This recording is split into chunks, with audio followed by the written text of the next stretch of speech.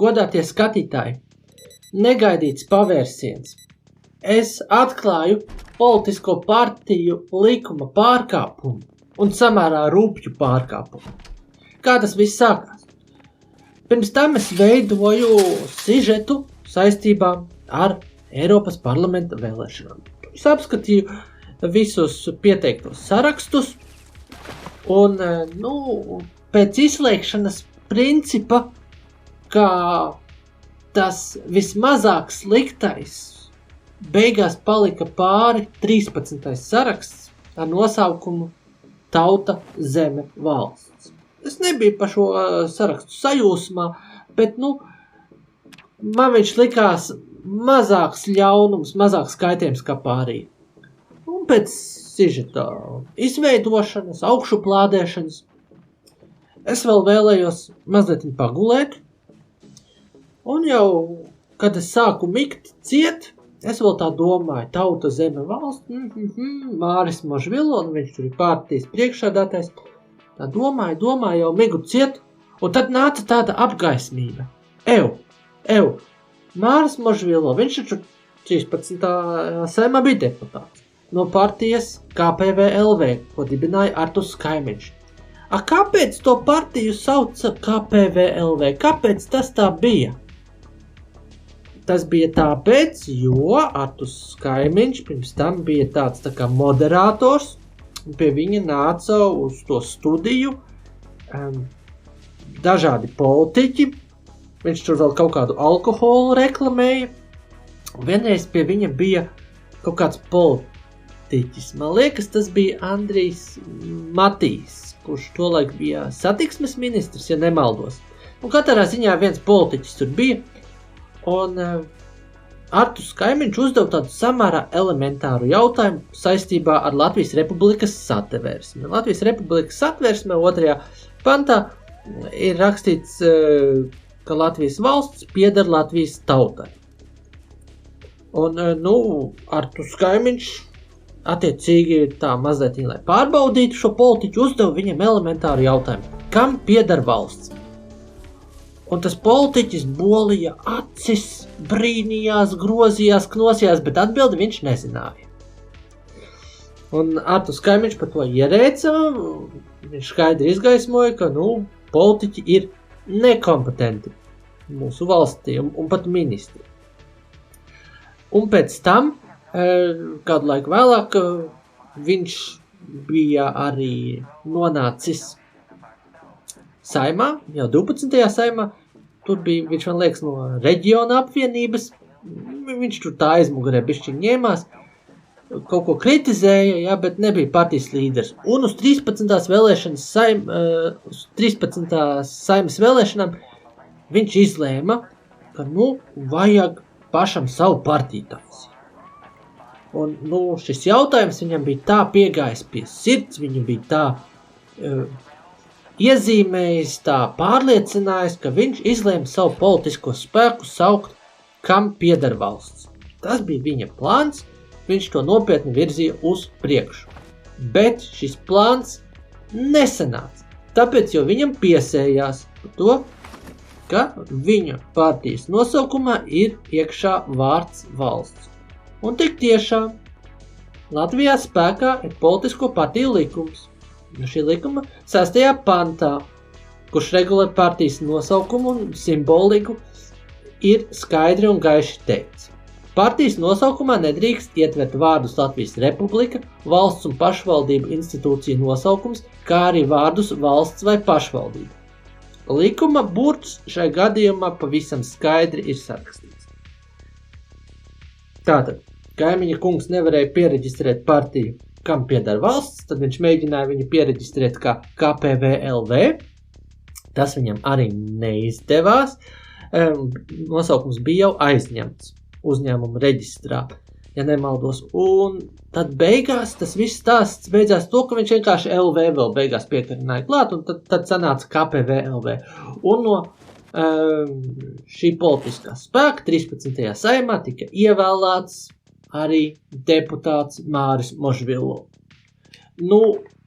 Man ir ļoti grūti noticēt, ka Māris Možvilo pēc tik samērā neilga laika ir pilnībā aizmirsis, kā viņš nokļuva 13. saimā.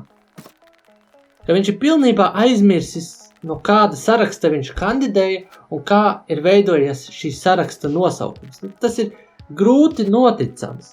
Tas, ka kāds politiķis, kurš ar šo politisko spēku vispār nav saistīts, nezin, kā ir veidojies kaut kādu politiskā spēka nosaukums, kas bija pirms 100 gadiem, kur tur Jānis Čakste vēl apkārt ņēmās jau un Ulmanis, Kārlis Ulmanis, ka tur bija kaut kāda tāda neliela partija, un viņai bija tāds interesants nosaukuma veidošanās stāsts. Ja? To tiešām mēs varētu noticēt, ka cilvēks kaut ko tādu nezina. Bet šai gadījumā cilvēks pats kandidēja no KPVLV. Viņš pats aizstāvēja šīs partijas intereses, acīm redzot pat samērā veiksmīgi un pārliecinoši, jo sarakstī jau bija daudz vairāk cilvēku, nekā tur reāli tika ievēlēti. Viņš no šo cilvēku kopas izcēlās kā viens no kompetentākajākiem, kā viens no gudrākajākiem. Viņš apsteidza virkni citu kandidātu un tik tiešām veiksmīgi tika ievēlēts. Ļoti grūti noticēt, ka kaut ko tādu viņš nezinātu. Un, šeit viņš ir pavisam skaidri, kā partiju apvienības līderis stāvējis aiz likuma pārkāpumu. Aiz politisko partiju likuma pārkāpumu. Ļoti negatīvu ēnu uz KNAB un uz Centrālo vēlēšanu komisiju met, protams, tas, ka viņi šo sarakstu arī tā piereģistrēja. Tas nosaukums Tauta, Zeme, Valsts, viņš ir oficiāli CVK mājaslapā. Tātad Centrālā vēlēšanu komisija bez iebildumiem pieņēma šo sarakstu pretī. Viņi paši, acīm redzot, nepārzina likumu, ar kuru viņi strādā, kas ir ļoti svarīgs likums. Un faktiski nav spējīgi kontrolēt, vai viņš tiek ievērots. Un tas pats attiecas, protams, uz KNAB, uz Korupcijas un noziedzības apkarošanas biroju, jo šis birojs arī uzrauga visādas lietas ar politisko partiju darbību. Kāpēc šī iestāde gulēja un neko nedarīja, tas ir arī samērā neskaidrs. Bet, iesniegums sekos, vienīgais variants. Redzēsim, kas notiks. Redzēsim, vai viņi kaut ko darīs vai nē.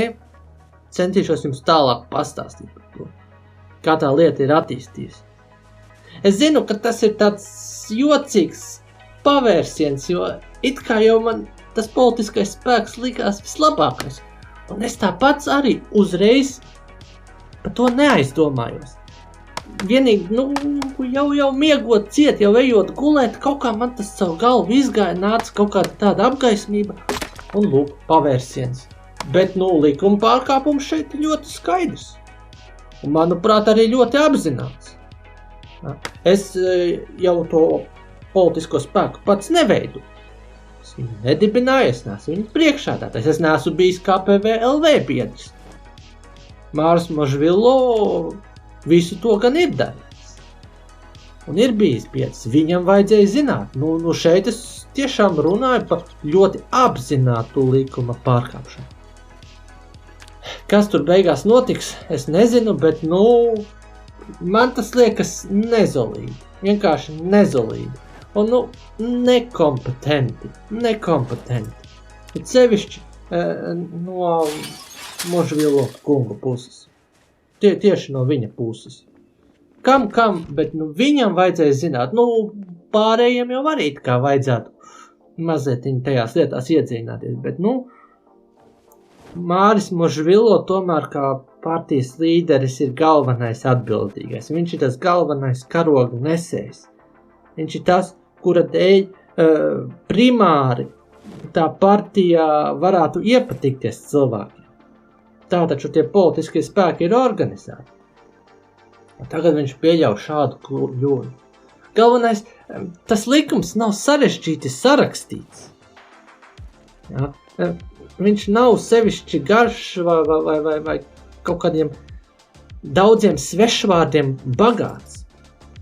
Tie ierobežojumi ar partijas nosaukumu ir ļoti elementāri. Un viņam ir pašam praktiska pieredze saskaroties tieši ar šo politisko partiju likuma pantu. Viņam ir praktiska pieredze, kā KPVLV Saeimas vēlēšanu kandidāti, kurš veiksmīgi kandidēja un tika arī iekšā Saeimā.